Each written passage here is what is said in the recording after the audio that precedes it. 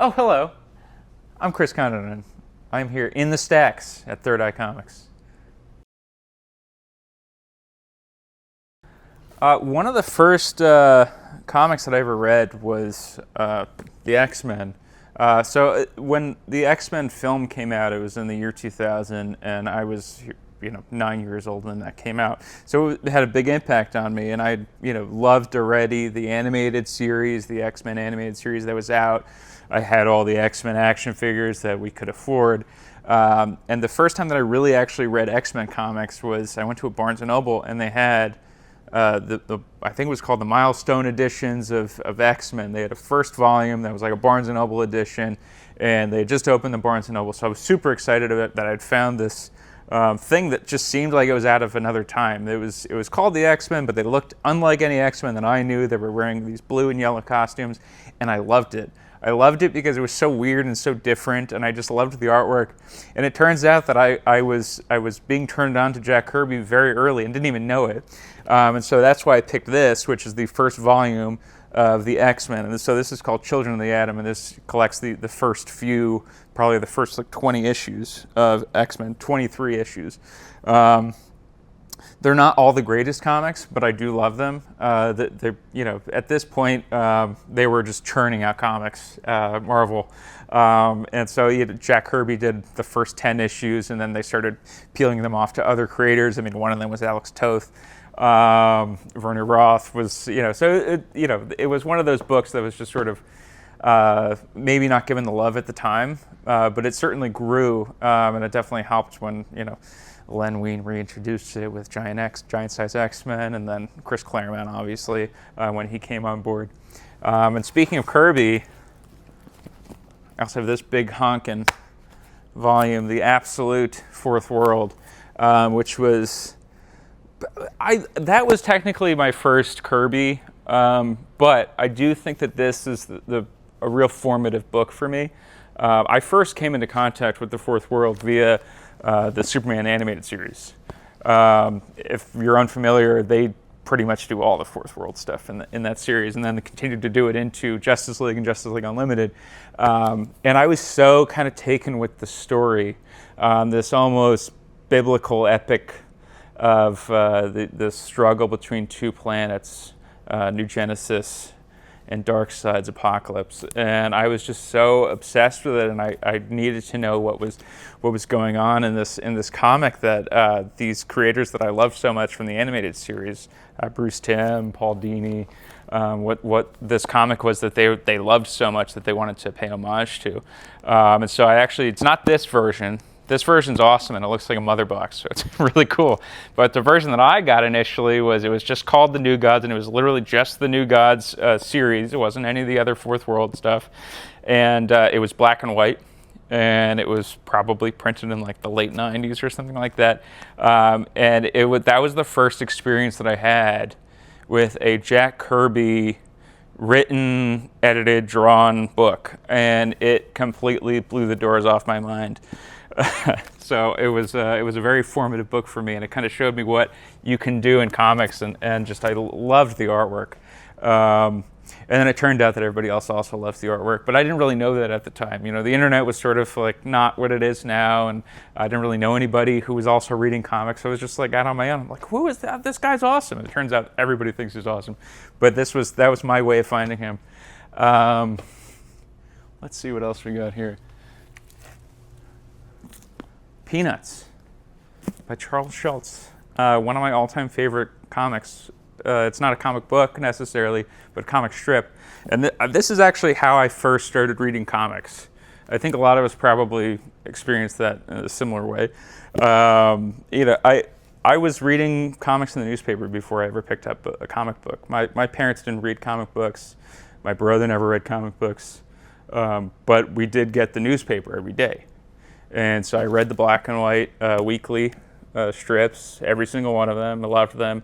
And then Sunday came, and that was the most exciting day of the week because you got color comic strips. And my favorite was always Peanuts. I loved Snoopy. When my teacher in second grade found out that I loved Snoopy, she goes, "I got something for you," and she gave me a picture, a black and white photo that she had of, it was like an 8x10 of the Snoopy float from the Macy's Day Parade in like 1970 something. And it was something that I cherished. I just absolutely loved this comic. It was always just so fun to see what Charlie Brown and Snoopy were up to, what Lucy was going to do. You know, it was just such a fun comic.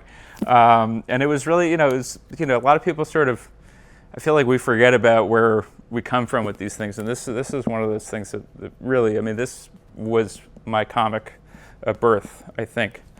So definitely Peanuts would be up there. I talk a lot about Darwyn Cooke. He's one of my all-time favorite creators, and this is I think the 4th volume of Parker. And Parker is just a consummate crime graphic novel. It's based on the Richard Stark Parker novels. But the way that he did this is just because it's all essentially black and white with these little bursts of color, which Jacob Phillips, my frequent collaborator, he also loves this, and we try to bring this into the stuff that we do, and we did that in our Patreon comic that we did for a brief period of time.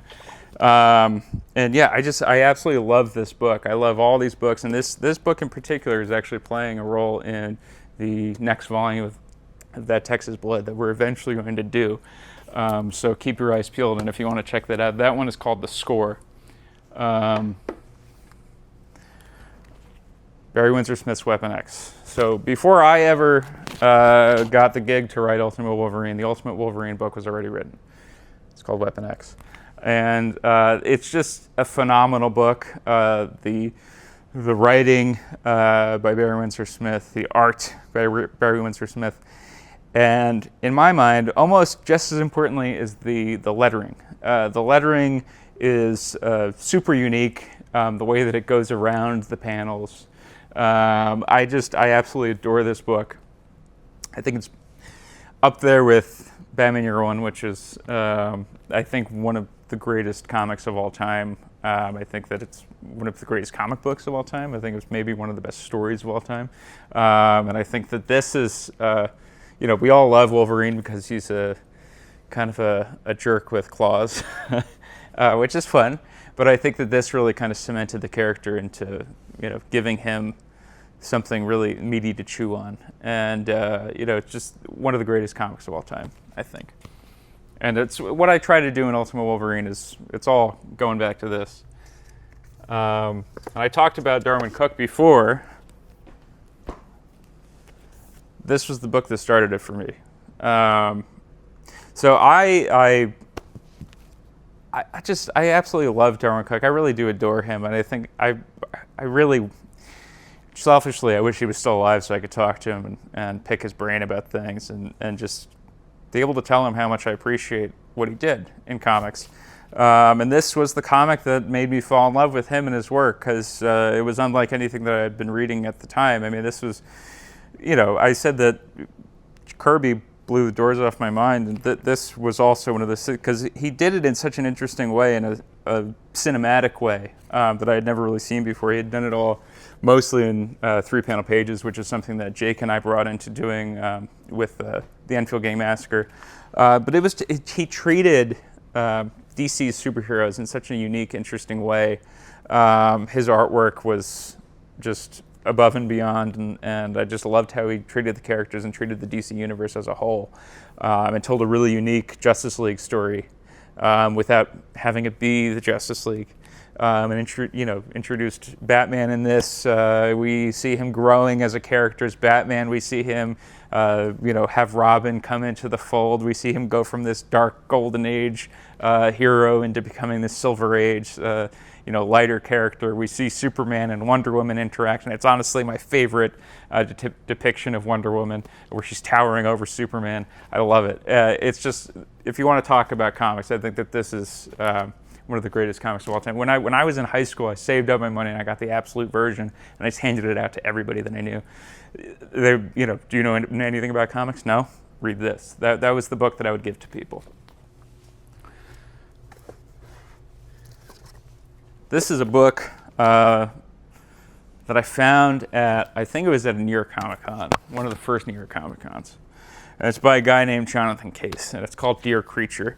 And if you're familiar with a movie called The Shape of Water, you probably understand a little bit about this book. So this is essentially, it's a monster book, right? It's about this monster that lives under the sea, and he has learned to speak and talk because somebody has been putting Shakespearean, I forget if it was pages or sonnets, into bottles and sending them out into the ocean. And he lives at the bottom of the ocean, and he's been finding these bottles, and that's how he learns to speak.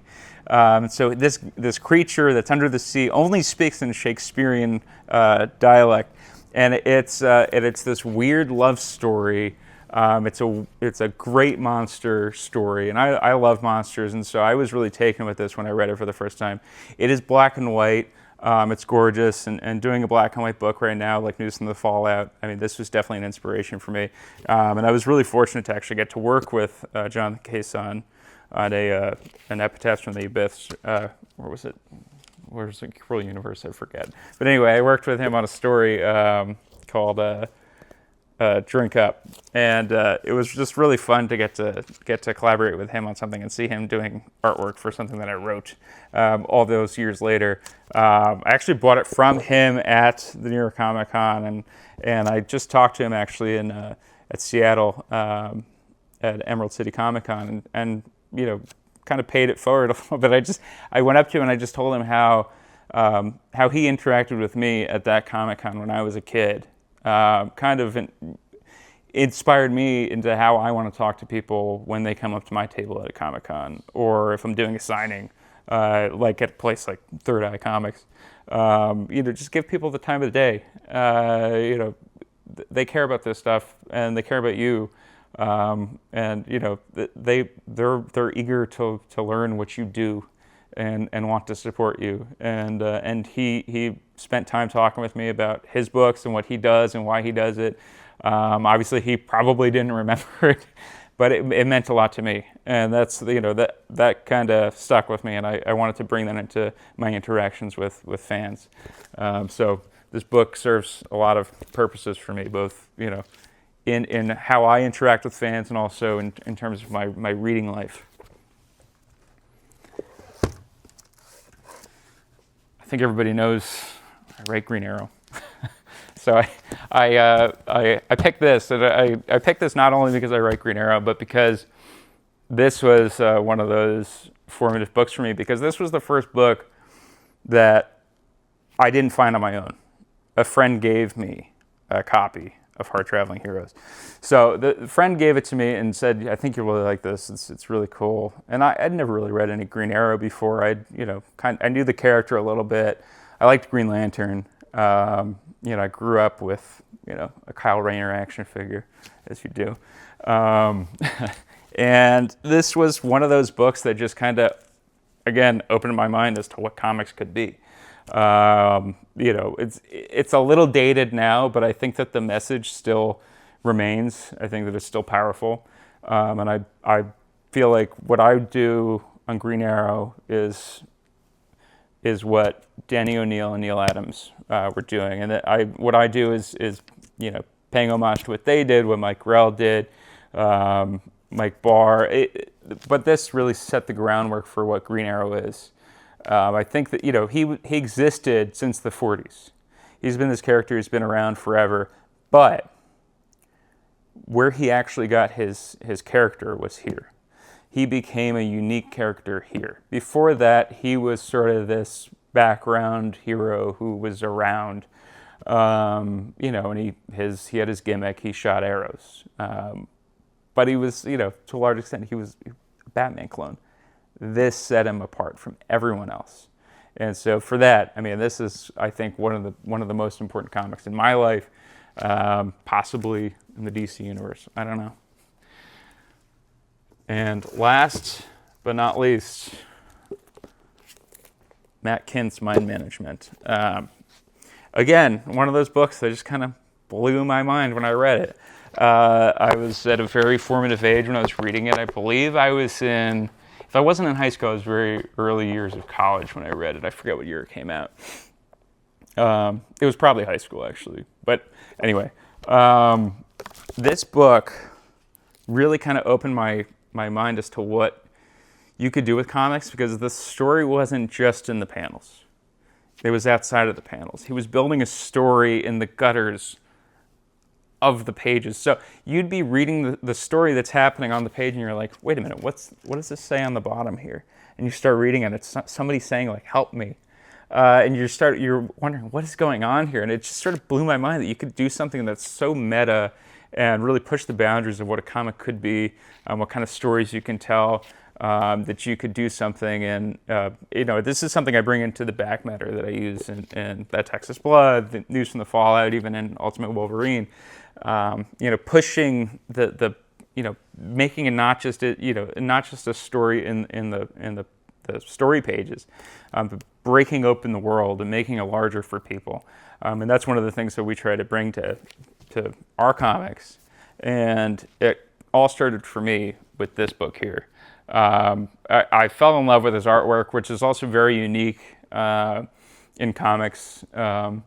It's less refined, but it feels so authentic and true. And I love his watercolors. And it really just is a book like no other. And I love it.